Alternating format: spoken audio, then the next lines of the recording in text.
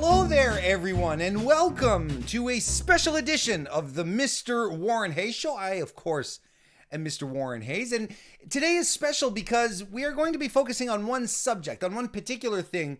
We're going to be talking about the Firefly Funhouse Match from WrestleMania 36. It's been just about a week since it's happened, and I want to deep dive into it. That's something that's been irking me. You know, WrestleMania 36 was a unique event for many, many reasons.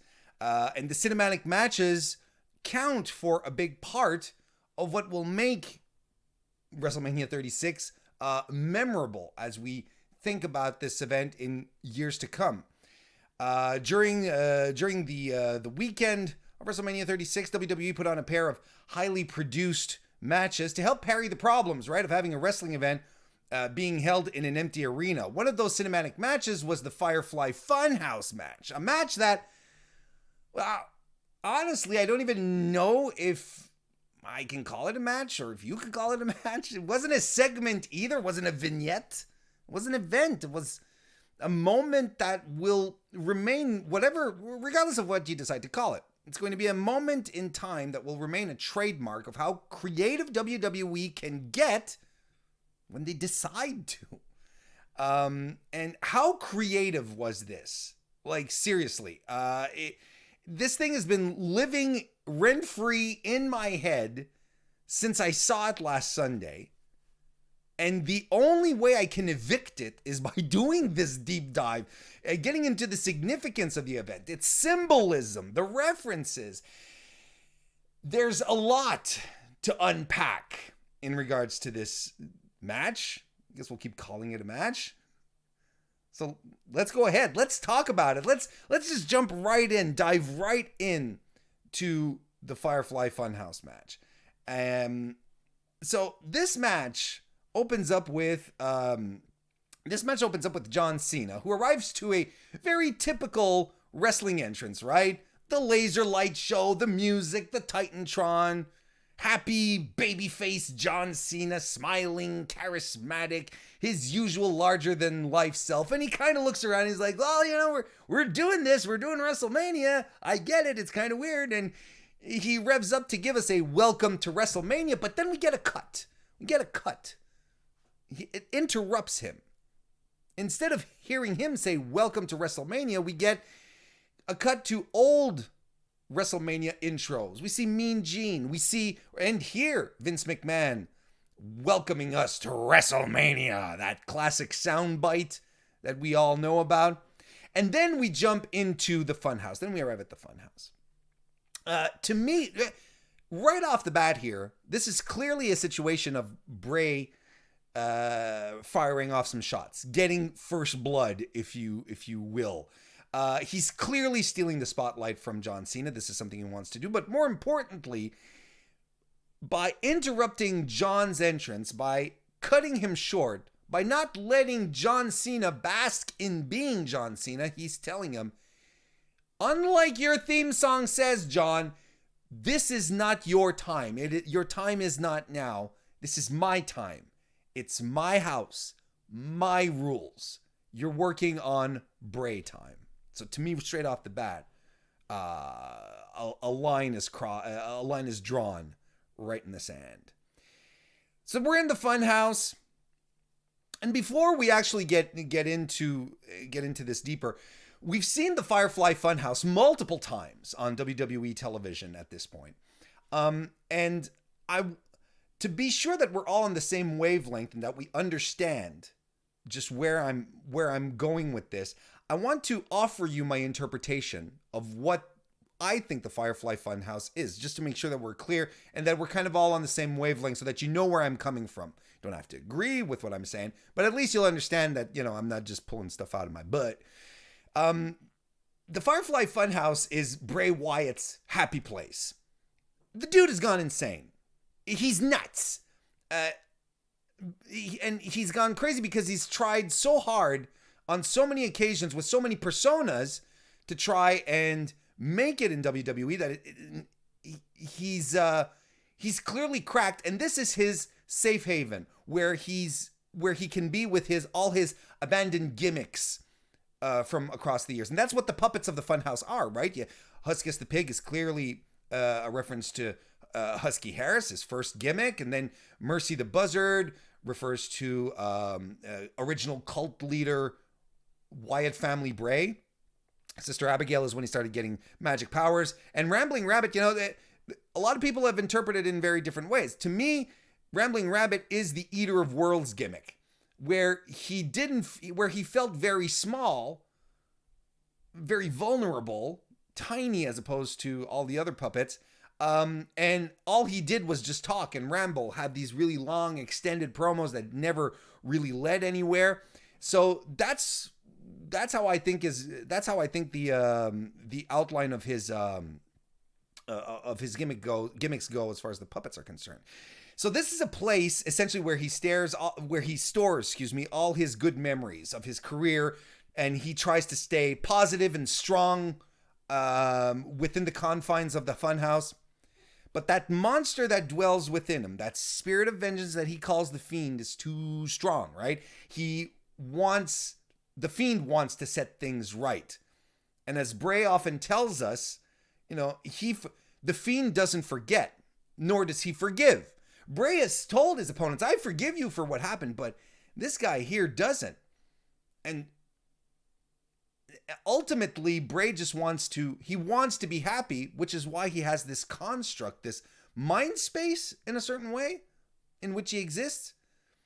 So ultimately, I think what all of the Firefly Funhouse Fiend thing regarding Bray Wyatt, I feel this is the struggle, the embodiment of the struggle of Bray Wyatt being a good employee, doing what he's told, going along with what creative has developed for him, all the while harboring resentment and frustration at being misused and mishandled and shifted around, being pushed and then being cooled off, the rage of not being able to live up to your potential, both physically and athletically and creatively, and to do despite doing what you're told and pouring yourself into what your company wants you to do, others pass you by. I think that encapsulates the entire Bray Wyatt character these days. So Bray is standing there and he's talking to us, and he says, there is a world that exists beyond our realm of comprehension, a world where our darkest urges are no longer kept secret. This is a world where gods, monsters, angels, and demons are neighbors. And I like this line here because I think it's a line that reflects the WWE mythos, by and large. Monsters and angels could refer to heels and baby faces very easily. And I think as far as the gods of wrestling go, WWE especially, but fans also, we have a tendency to elevate certain superstars to this god level tier, right? Like John Cena, like Hulk Hogan, like Ric Flair, numerous others, where we elevate them into these archetypes, untouchable gods of wrestling, right? Whereas demons, I think, is an interesting word as well, because demons is in wrestling has a very it's lingo, right, for addictions, for those who have fell from the graces of wrestling and wrestling fans because of their own personal struggles. So I thought this was a very interesting line. Bray asks, who are we really, and why do we do the things that we do? And he says to John Cena now that he's about to face his most dangerous opponent yet, himself, John Cena's self. And Bray goes through the door of the Funhouse where there's a sign hanging on it that says, "Abandon all hope ye who exit here." And this is a callback to the most famed translation of a line from Dante's Divine Comedy, where the line is, it says, "Abandon all hope ye who enter here." That's the inscription, actually, that's found. It's the last line of an inscription found on the gates of hell that Dante, within the Divine Comedy, when he enters hell, that's what he reads there on the gates. But the reversal here, you'll have noticed that hope is to be abandoned. In this case here, in the funhouse, hope is to be abandoned if you leave the funhouse as opposed to entering it. So in one sense, it's a warning to John Cena, of course, but I can't help but wonder how referential it is to Bray, because as I mentioned a little before, this ties right in. If he leaves the safety of his little funhouse, he's confronted with the ugliness and the darkness that lives within him. He doesn't like the Fiend. I don't think Bray Wyatt, Funhouse Bray Wyatt, likes the Fiend. He cowers when he thinks about the Fiend. All the other puppets cower as well. So I kind of think this goes both ways here. Yes, it's a warning for John, but it's also something that that Bray is very aware of. And I think that the fact that he goes through the door shows that he's very self-aware, that he's sort of made peace with his darkness because he goes through voluntarily. John doesn't have much of a choice. He has to go through there if he wants this to happen. And have we ever seen Bray Wyatt walk out of the Firefly Funhouse? He's walked in numerous times. So, right? We've seen him open the door and come in, but I can't recall him leaving, like actually going through the door. So going through the door here to me is very symbolic of something darker that's about to happen. So John does appear in the funhouse. John Cena, Rambling Rabbit, tells him to go after Bray, tells him to be careful though, and John exits the funhouse. One of the reasons, and this is a very, I'm not inventing anything here. It's a very basic storyline principle here. One of the reasons I feel that the Firefly Funhouse match works so well is because John Cena is our proxy. We're living through this event. We're living this event through his own eyes to a certain extent. He doesn't understand what's going on. We don't understand what's going on. So through him, we try to gain an understanding of what's happening. So again, it's a very common literary storytelling technique. But still, I just want to point that out. I think it's one of the reasons why it's so very effective. Cena then arrives into a dark place. Nothing exists. Nothing is around. He seems lost. He seems to be looking for something, only to have the Vincent Kennedy McMahon puppet appear to give him direction and pull him out of obscurity, right? The puppet gives him the shortened version of the Ruthless aggression promo that Vince McMahon cut in 2002 on Raw. The one where he's addressing the WWE locker room as they all stand around the ring, where he's saying, "Do you have enough ruthless aggression to make the necessary sacrifices to make it in this company?" And he says so it's a very iconic promo for Vince, which ends with another iconic line from Vince. It says, "Show me or you're fired." Now, Vince in this representation is clearly the devil. We've seen the money-eating Vince McMahon puppet, the devil money-eating Vince McMahon puppet before. Here we go. But but here it takes a lot more. It creates a lot more sense here. He's the dark force that created John Cena and set him down this path, which seems very good and gleaming at first, but you'll see as we go along here in this interpretation, Vince clearly set John down a darker path than what was expected. And isn't that ultimately the work of the devil? To be able to trick you into thinking you're doing something good, while in fact, it may not be as good as you think. A little monkey paw action going on.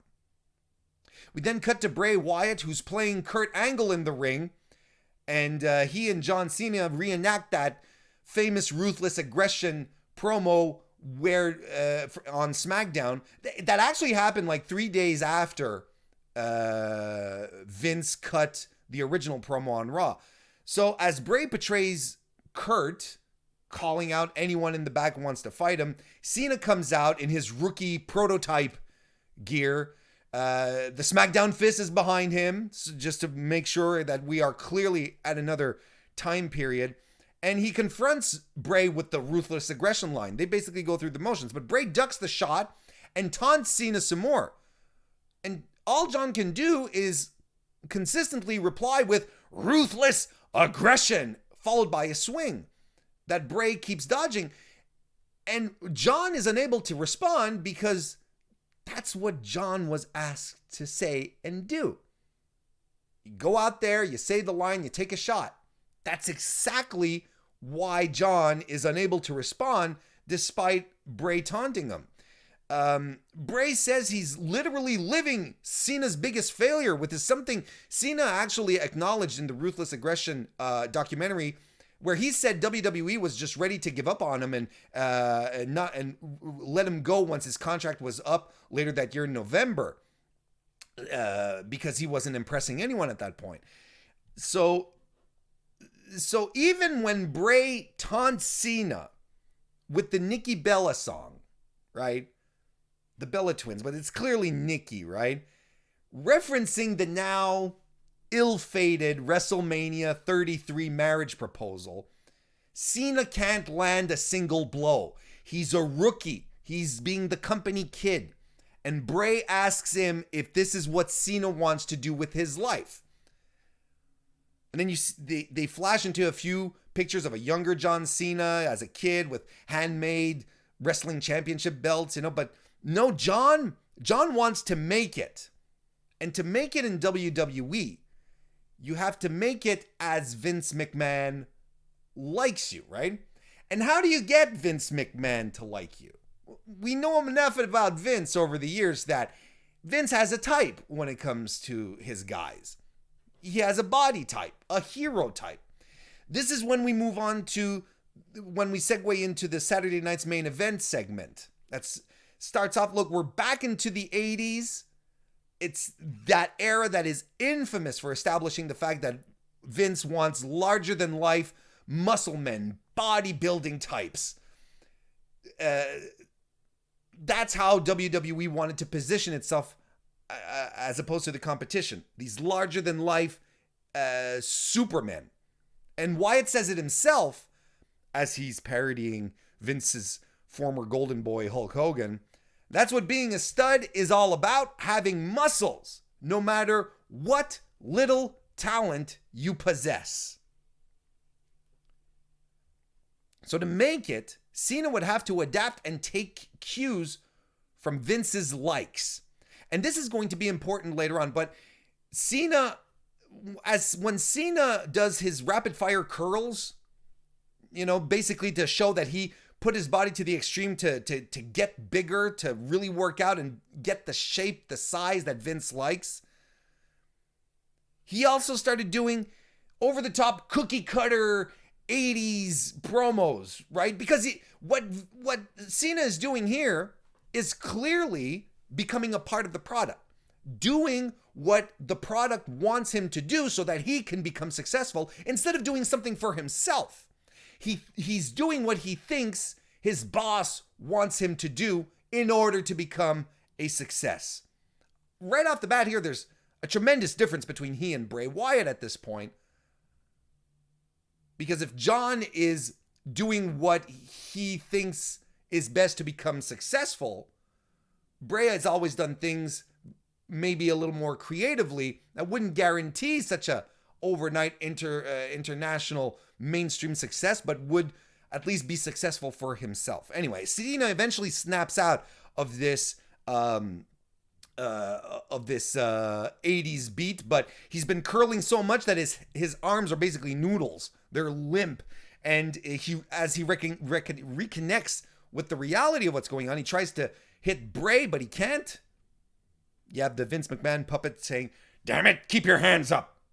And apparently this is a line that Vince uses a lot to the referees, that radios into the referees to tell people in the ring to keep their hands up. Apparently this is something that Vince does quite a bit.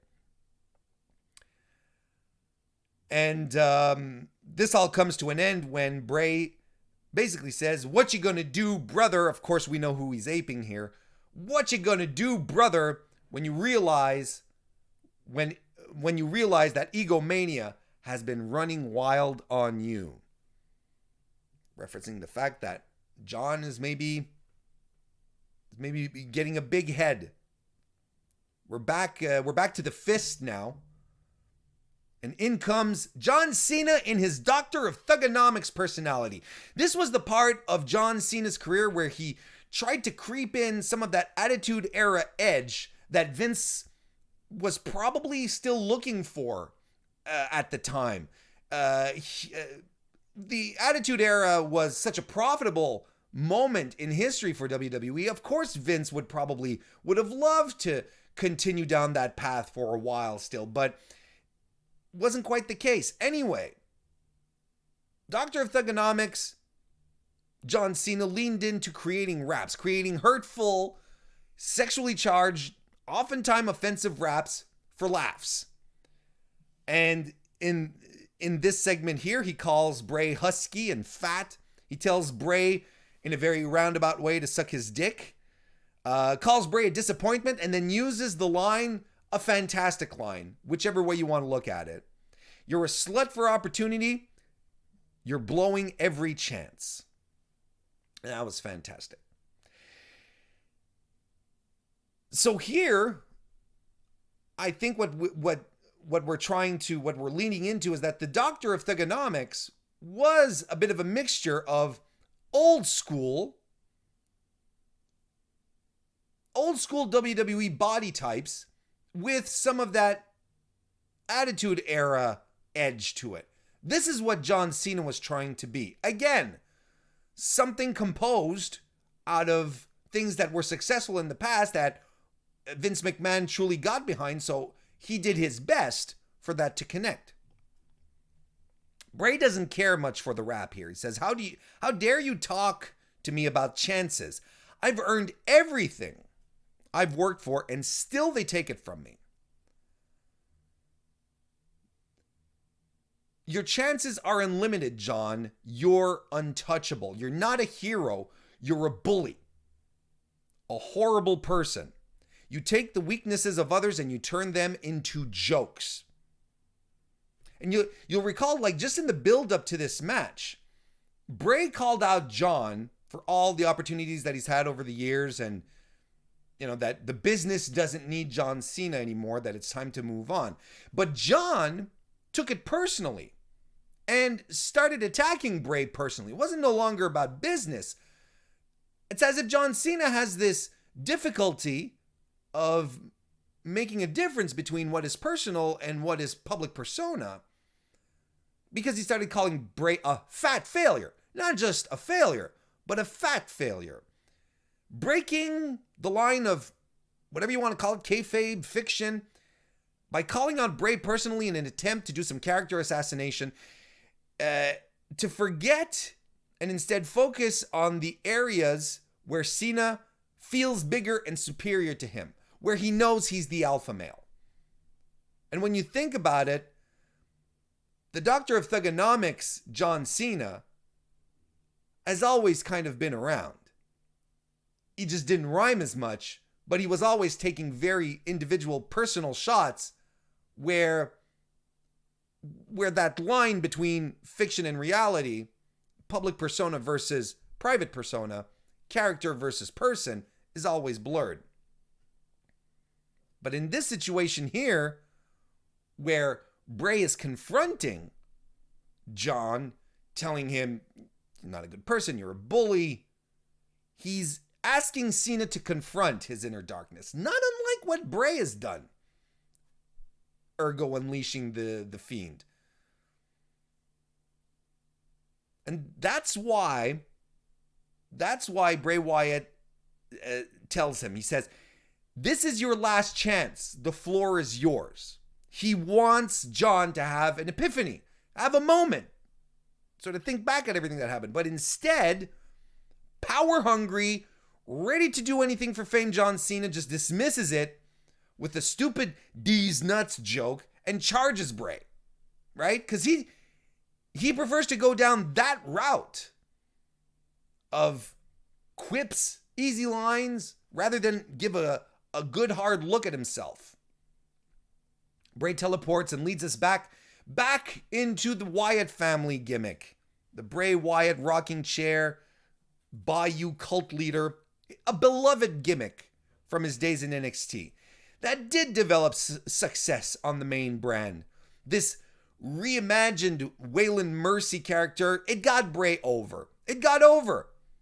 Just recently, to fuel this match here, and they spoke about it again in the Funhouse as well, they re-aired the now infamous WrestleMania 30 match. Infamous now because it's the one that we're using now to use as the that we're using now as the jumping off point for the Bray Wyatt downward spiral, right? But you look at this match, you listen to it. The people are chanting.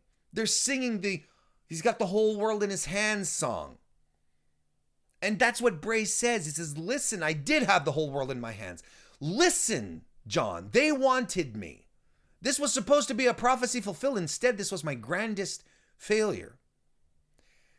John Cena, who's always fancied himself a man of the people, like Bray said, needed to do something to get the people back on his side. Because they weren't on his side. Despite him thinking that he's a man of the people, they weren't on his side. Just listen to the reactions here in that match.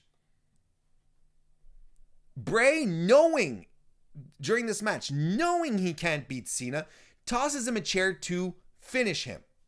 To let the darkness come out of John Cena and produce a change in him since he can't defeat him.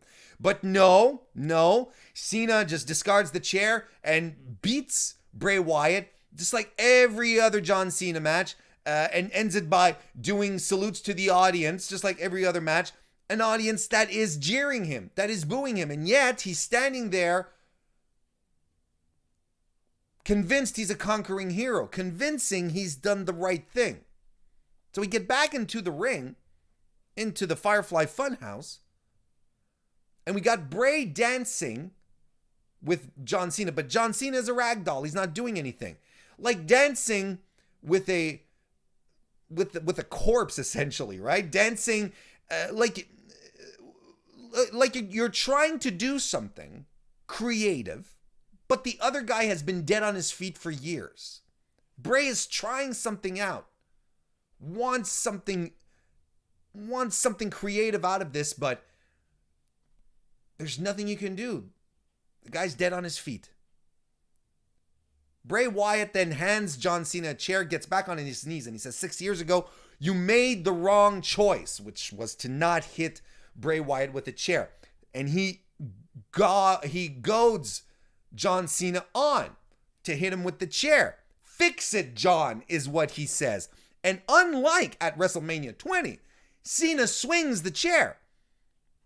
He swings it this time because he cannot confront the darkness, the hatred, and the shame that he's been through so far, because he knows deep down inside that everything that Bray has been telling him up until this point is true. But Bray Wyatt disappears. The chair shot just whiffs. And we move on to the WCW Nitro segment with the NWO Nitro. Bray Wyatt is playing Eric Bischoff. John Cena comes out playing Hollywood Hulk Hogan. They do the NWO gimmick. They too sweet each other in the ring. But why? Why are we doing this? I've heard a few theories. I've even had my own. But thinking more about it, this is because this is what I think this represents. It's not because of missed opportunities. It's not because Cena was not unlike a Hulk Hogan using his creative power. It is because the Fiend, Bray Wyatt, has shown John Cena to be a heel. At this point, it is undeniable that in his career, John Cena has not been the good guy. He has been a heel all along. And not unlike Eric Bischoff, who helped guide the Hulk Hogan heel turn at Bash at the Beach in 1996, Wyatt introduces us the face of WCW to his new heel creation, NWO John Cena. But unlike Hollywood Hogan, Cena doesn't accept the heel turn. He never walked into his own accord. This is something that he's been fighting to prove that this isn't it. He is a good guy. So what does he do? He defies the reality of what's happening once again by attacking Bray Wyatt.